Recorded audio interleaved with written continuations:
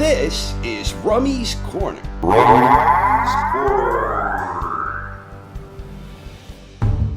So it's been just over a month since Canelo Alvarez was awarded a majority decision victory in his highly anticipated rematch against Gennady Golovkin.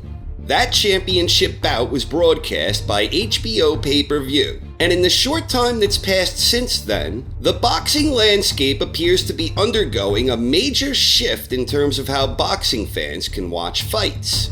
About a week after Canelo defeated Golovkin, HBO announced that it would be ending its boxing coverage after an incredible 45-year run, which brought us many of the greatest fights during that time frame. I won't lie, this news saddened me a bit, as I grew up watching HBO boxing, and I have many fond memories of that.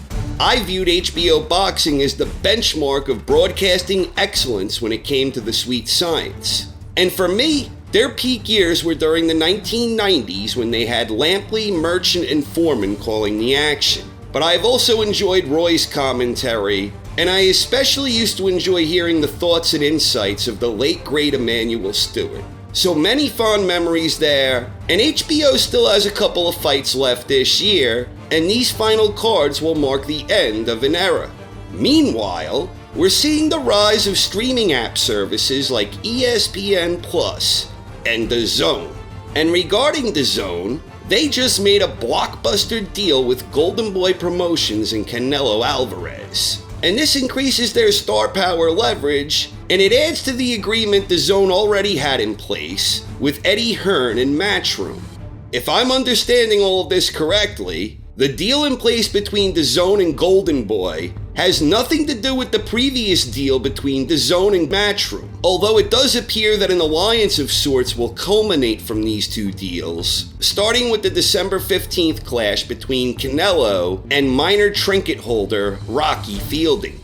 We still have the upcoming Showtime pay-per-view event on December 1st between undefeated WBC heavyweight champion Deontay Wilder and undefeated lineal heavyweight champion Tyson Fury. And I, for one, absolutely cannot wait for that fight. So the pay-per-view model is still alive and well at the moment, but with HBO bailing from the scene, it appears that streaming apps like DAZN and ESPN Plus, they may well be the wave of the future. And now we're entering a transitional phase as boxing fans. So what does all of this mean? And are these new apps worth the investment?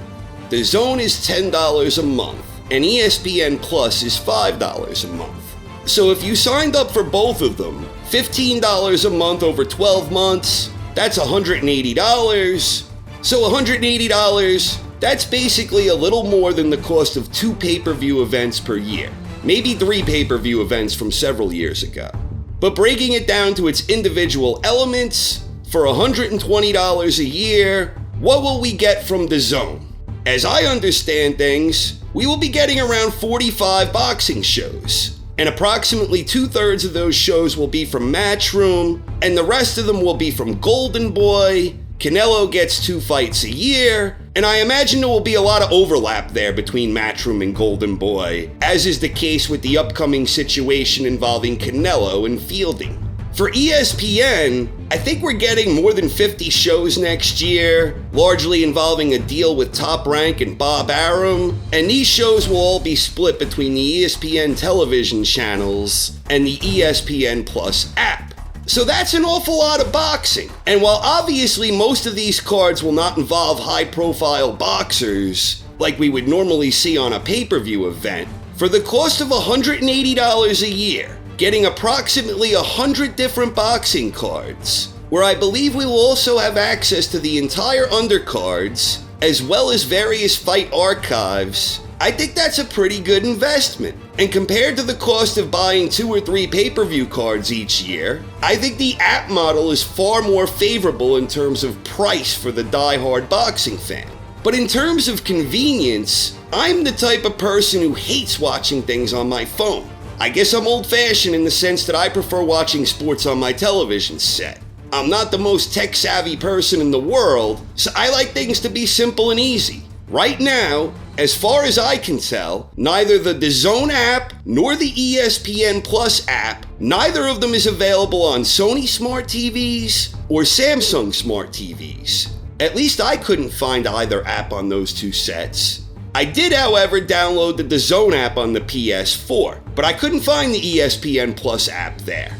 And even with the DAZN app on the PS4, which that works just fine for me, I think this kind of ties in with the assumption that everyone watches stuff on their phones these days. I think that's something that might cater more to younger fans and perhaps alienate some of us older fans. So the first thing I would do if I were in charge of making decisions for DAZN is make it a top priority to have that app available on all forms of smart TVs. And the same goes for the ESPN Plus app, where they need to do the same thing and also find their way onto the gaming systems and such, which I couldn't find. I also tend to believe that this transitional phase towards streaming apps, that this is something that may cost us some casual fans along the way, at least in the short term. I have a lot of friends, for instance, who like watching big boxing pay-per-view events. And they wind up usually ordering 2, maybe 3 fights a year, making a mini gathering out of it, and they don't mind dropping money a few times a year to watch a little boxing.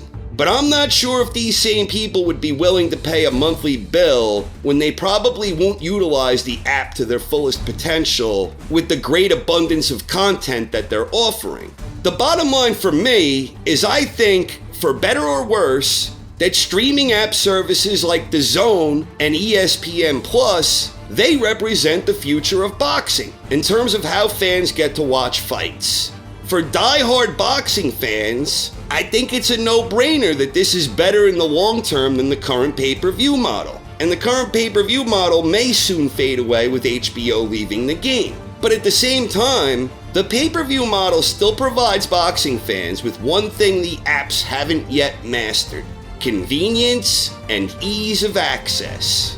And that's important for an old guy like me who hates watching shit on his phone. And beyond that, the fight I'm most interested in at this point in time is undoubtedly Wilder vs. Fury, a fight which will be broadcast by Showtime pay-per-view. But I'm definitely taking the dive with DAZN and ESPN Plus. And I hope this transition can find a way to bring fans good boxing content on a consistent basis during the coming years. Hopefully we get a lot of great boxing matches in the not too distant future. Thanks for watching, everyone. Hope you enjoyed, and have a great night.